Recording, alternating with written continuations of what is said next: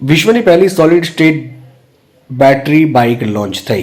फर्ज मोटरसाइकिल से Las Vegas में CES 2026 में वर्ज TS प्रो इलेक्ट्रिक बाइकનું અનાવરણ કર્યું હતું।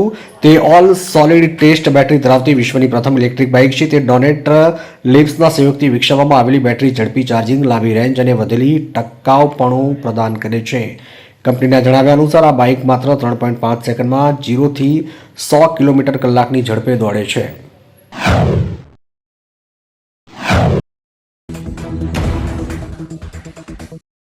રાજકોટના પ્લાસ્ટિકના કારખાનામાં પાણીની કુંડીમાં ડૂબી જવાથી 1.5 વર્ષની બાળકીનું મોત। રાજકોટના જેતપુર તાલુકાના જેતલસર ગામમાં સિગોનલ પોલીકેપ નામના પ્લાસ્ટિકના કારખાનામાં 1.5 વર્ષની બાળકીનું કુંડીમાં ડૂબી જવાથી મોત થયું છે। પરપ્રાંતીય મજૂર દંપતીની દીકરી કારખાનાના પરિસરમાં રમી રહી હતી ત્યારે પાણીને ખુલ્લી કુંડીમાં ખાબકી હતી। શોધખોળ દરમિયાન તે કુંડીના પાણીમાં પડેલી જોવા મળી। હોસ્પિટલ લઈ જવામાં આવતા તબીબોએ તેને મૃત જાહેર કરી હતી।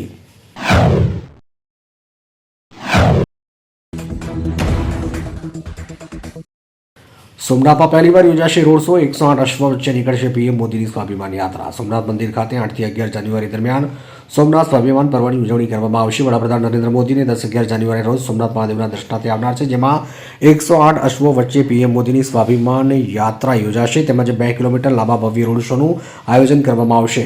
યાત્રાનું સમાપન સદભાવના ગ્રાઉન્ડ ખાતે થશે, જ્યાં PM નરેન્દ્ર મોદી જાહેર સભાને સંબોધન કરશે।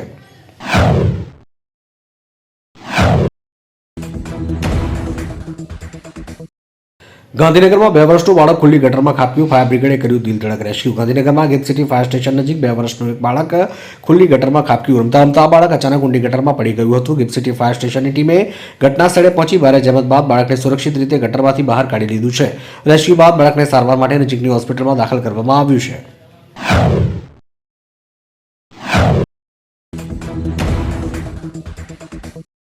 ગાંધીનગરમાં વધતા ટાઇફોઇડના કેસને લઈને CM ભૂપેન્દ્ર પટેલની ઉચ્ચસ્તરીય બેઠક, આપ્યો આદેશ। ગાંધીનગરમાં પ્રસરેલા ટાઇફોઇડની સ્થિતિની સમીક્ષા કરવા માટે મુખ્યમંત્રી ભૂપેન્દ્ર પટેલે મંગળવારે એક ઉચ્ચસ્તરીય બેઠક યોજી। તેમણે વોટર ટેસ્ટિંગનો વ્યાપ વધારીને દરેક વિસ્તારમાં શુદ્ધ પાણી પહોંચાડવા પર ભાર મૂક્યો। બેઠકમાં મુખ્યમંત્રીએ આદેશ આપ્યો છે કે પીવાના પાણીના ટેસ્ટિંગના રિપોર્ટ આવ્યા બાદ પાણીનું વિતરણ કરવામાં આવે। અહેવાલ મુજબ ગાંધીનગરમાં અત્યાર સુધીમાં ટાઇફોઇડના 152 કેસ નોંધાયા છે।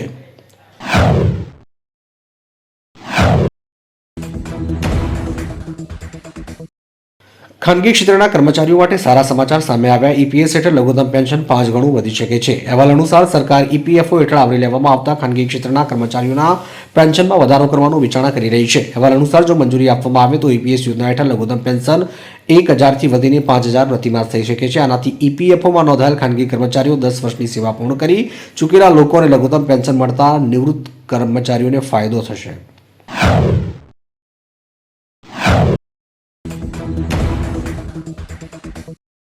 મોદી શાહ તમારી કબર ખોદવામાં આવશેના નારા લાગ્યા બાદ JNU યુનિવર્સિટીએ નિવેદન બહાર પાડ્યું।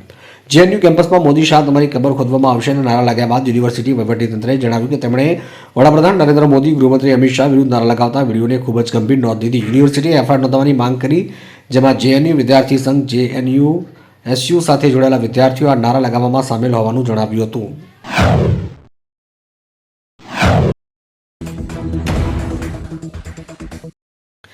SIR પછી યુપી ડ્રાફ્ટ મતદાર યાદીમાંથી 2.89 કરોડ મતદારોને દૂર કરવામાં આવ્યા। ચૂંટણી પંચે મંગળવારે ઉત્તર પ્રદેશના ખાસ સઘન સુધારા SIR પછી ડ્રાફ્ટ મતદાર યાદી જાહેર કરી અને જણાવ્યું કે રાજ્યમાં મતદાર યાદીમાંથી 2.89 કરોડ મતદારોને દૂર કરવામાં આવ્યા છે। ચૂંટણી પંચે જણાવ્યું કે 46 લાખ મૃત મતદારોને દૂર કરવામાં આવ્યા। હાલમાં લગભગ 12.56 કરોડ મતદારો મતદાર યાદીનો ભાગ છે।